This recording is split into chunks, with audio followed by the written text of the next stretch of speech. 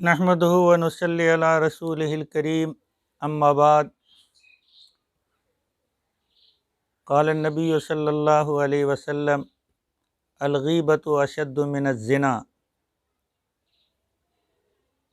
میرے بھائی محترم سامعین، غیبت چھوٹا سا لفظ ہے مگر یہ بہت بڑا پاپ ہے، بہت بڑا گناہ ہے، گناہ کبیرہ ہے۔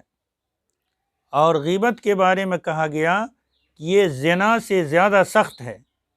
زنا توبہ کرنے سے معاف ہو جاتا ہے، لیکن غیبت یہ حقوق العباد میں سے ہے۔ جب تک جس کی غیبت ہم نے کیا ہے وہ جب تک معاف نہ کر دے اس وقت تک یہ غیبت کا جرم اور غیبت کی غلطی معاف نہیں ہو سکتی ہے۔ یہ اتنا بڑا جرم ہے۔ قرآن شریف میں ایک آیت ہے جس میں اللہ رب العزت نے فرمایا وَلَا يَغْتَبْ بَعْضُكُمْ بَعْضًا، کہ ایک دوسرے کی غیبت مت کرو، ایک دوسرے کی چغل خوری مت کرو، ایک دوسرے کی شکایت مت کرو۔ کہا اللہ رب العزت نے اسی آیت میں اَيُحِبُّ أَن يَأْكُلَ لَحْمَ أَخِيهِ مَيْتًا، کیا تم چاہتے ہو کہ اپنے مردار بھائی کا گوشت کھا سکتے ہو؟ کوئی انسان مر جائے اور اس کا گوشت کسی کو کھانے کہے، وہ نہیں کھا سکتا ہے کیونکہ وہ مردار ہے۔ اللہ رب العزت فرماتے ہیں کہ تم جو آپس میں غیبت کرتے ہو، آپس میں جو بہتان لگاتے ہو، یہ اتنا ہی بڑا جرم ہے، اور تم یہی پسند کر رہے ہو تو سمجھو کہ تم اپنے مردار بھائی کا گوشت کھا رہے ہو۔ آج جتنی فساد، فتنہ، آپس میں لڑائی، بغض، ایک دوسرے سے دوری، یہ غیبت ایک مہلک بیماری ہے اور یہ ایک وجہ ہے۔ سزا اتنا بڑا ہے، آپ صلی اللہ علیہ وسلم معراج کی رات میں جنت اور جہنم کا سیر کیا۔ ایک شخص کو دیکھا کہ اس کی زبان فرشتے قینچی سے کاٹ رہے ہیں، اور وہ شخص کی زبان کٹ جاتی ہے، پھر قینچی ہٹی بھی نہیں، پھر زبان صحیح ہو گئی، پھر فرشتے کاٹتے ہیں۔ آپ صلی اللہ علیہ وسلم نے پوچھا کہ یہ کون ہے؟ تو جبرائیل امین نے فرمایا کہ اے اللہ کے رسول صلی اللہ علیہ وسلم، یہ غیبت اور چغل خور ہیں جن کو قیامت تک یہی سزا دی جائے گی۔ یہ اتنا بڑا ہے۔ اس سے اور زیادہ آپ صلی اللہ علیہ وسلم نے فرمایا، ایک حدیث ہے حین مر بقبرین انہما لیعذبان، آپ صلی اللہ علیہ وسلم راستے سے جا رہے تھے، دو قبر کے بیچ سے گزر رہے تھے، رکے اور کہا انہما لیعذبان، ان دو قبر والوں کو عذاب دیا جا رہا ہے۔ پھر فرمایا وما یعذبان فی کبیر، کوئی بڑا گناہ نہیں۔ ہم تو بڑا گناہ سمجھتے ہیں قتل کو، بڑا گناہ سمجھتے ہیں زنا کو، ہم بڑا گناہ سمجھتے ہیں چوری کو، ہم بڑا گناہ سمجھتے ہیں بے ایمانی کو۔ غیبت کو تو گناہ سمجھا ہی نہیں، اسی لیے اللہ کے نبی نے فرمایا وما یعذبان فی کبیر، کوئی بڑا گناہ نہیں ہے۔ فرمایا اما الاول، ان دو قبر والوں کو عذاب ہو رہا ہے۔ آپ صلی اللہ علیہ وسلم کا واقعہ ہے کہ ایک ٹہنی ہرے رنگ کی تازی کو توڑا، اس کو دو ٹکڑا کیا، اور دونوں ٹکڑے میں سے ایک ایک ٹکڑا دونوں قبر پہ گاڑ دیا، اور فرمایا جب تک یہ ٹہنی ہری رہے گی، اس میں سبزہ پن رہے گا، اس میں تازگی رہے گی، یہ اللہ سے تسبیح کرتی رہے گی اور اس مردے کے لیے مغفرت کی دعا کرے گی۔ یہ آپ صلی اللہ علیہ وسلم کا فرمان ہے۔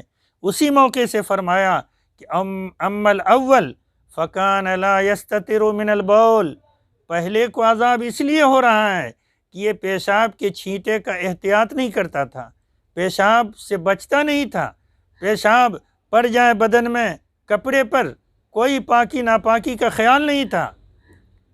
یہ معمولی سا کام ہے، لیکن قبر میں عذاب کا ذریعہ ہے، قبر میں عذاب کا ذریعہ ہے، سبب ہے۔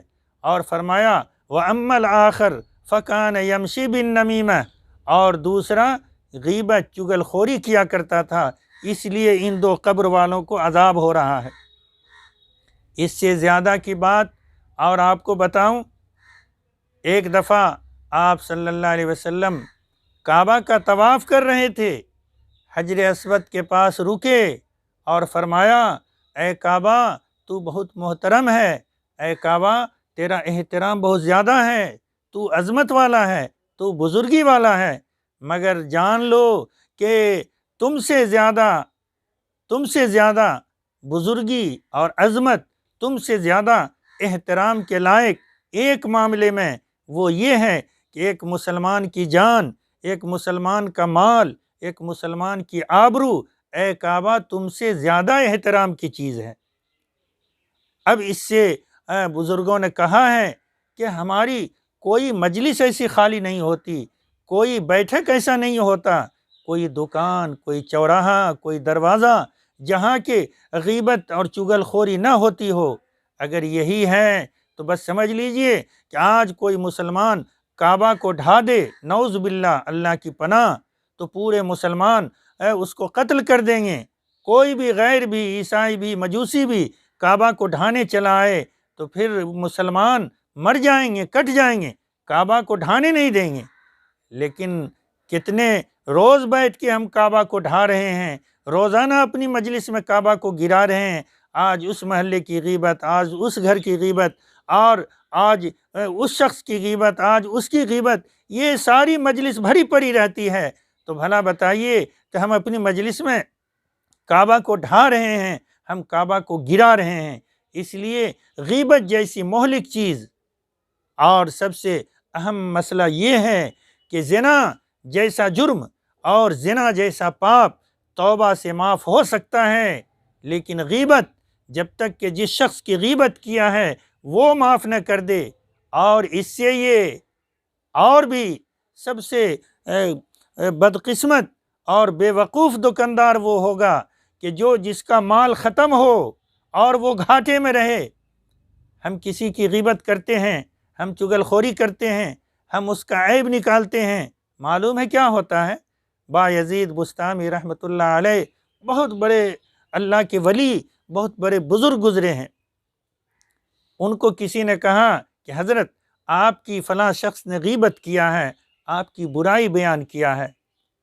حضرت بایزید بسطامی رحمۃ اللہ علیہ ایک تھال منگایا، اس میں مختلف قسم کی کھانے کی چیزوں کو رکھا، خان پوش سے اس کو ڈھک دیا، اور اپنے ملازم کو، اپنے مرید کو کہا کہ اس شخص کو دے آؤ اور میرا سلام کہہ دینا، اور یہ کہنا کہ اس نے میرے اوپر بہت بڑا احسان کیا ہے۔ اب اس کے پاس گیا دینے کہ بایزید بسطامی رحمۃ اللہ علیہ نے تمہیں یہ ہدیہ دیا ہے۔ وہ شخص شرمندہ ہوا اور یہ کہنے لگا کہ ہم نے تو بایزید بسطامی کی غیبت کی ہے، ہم نے تو ان کی برائی بیان کی ہے، اور وہ ہدیہ یہ کیوں دے رہے ہیں؟ بایزید بسطامی رحمۃ اللہ علیہ نے فرمایا کہ ہاں وہ ہدیہ دینے کے لائق ہیں، اس لیے کہ اس نے میری غیبت کیا، اس کے نتیجے میں اس شخص کی نیکی میرے نامہ اعمال میں بڑھ گئی، میرے نامہ اعمال میں نیکی لکھ دیا گیا، تو اس شخص نے غیبت کر کے مجھ پہ احسان کیا ہے۔ ہم بھی اگر کسی کی غیبت کرتے ہیں، آیا نا حدیث شریف میں کہ قیامت میں آدمی اپنا ڈھیر سارا نیک عمل لے کے جائے گا، مگر کسی کی غیبت کیا ہوگا تو میری نیکی کاٹ کے اس کو دے دیا جائے گا، اس سے بھی نہیں پورے گا تو اس کا گناہ میرے سر پہ لا دیا جائے گا۔ یہ اتنی بڑی مہلک بیماری ہے، اس لیے غیبت سے بچا جائے۔ یہ غیبت، چغل خوری، یہ پاپ ہے، یہ نحوست ہے، اور جس سے پھر وہ آپس کی محبت بھی نہیں رہ پاتی، آپس کا سمجھیے کہ تعلق بھی برقرار نہیں رہ پاتا، آپس کے رشتے میں وہ مضبوطی نہیں رہ پاتی۔ اس لیے غیبت زنا سے زیادہ سخت ہے، اس کو ہم اتنا ہی پاپ اور اتنا ہی سخت سمجھیں، اور غیبت سے اپنے ماحول کو، اپنے گھر کو، اپنے بچوں کو، خود اپنی زبان کو ہم غیبت سے پاک رکھیں، تب جا کے انشاءاللہ ہمارا ماحول، ہمارا معاشرہ اور ہماری اپنی اصلاح ہو سکتی ہے۔ ورنہ غیبت کرتے رہیں، گناہ الگ ہوگا، اور جس کی ہم نے غیبت کیا ہے اس کے نامہ اعمال میں ہم اپنی نیکی بھیج رہے ہیں، جو ہمارے لیے بد نصیبی کی بات ہے۔ اللہ تعالیٰ ہم سب کو، آپ کو غیبت جیسی بری چیزوں سے، بری لت سے بچنے کی توفیق عطا فرما دے۔ وآخر دعوانا ان الحمدللہ رب العالمین۔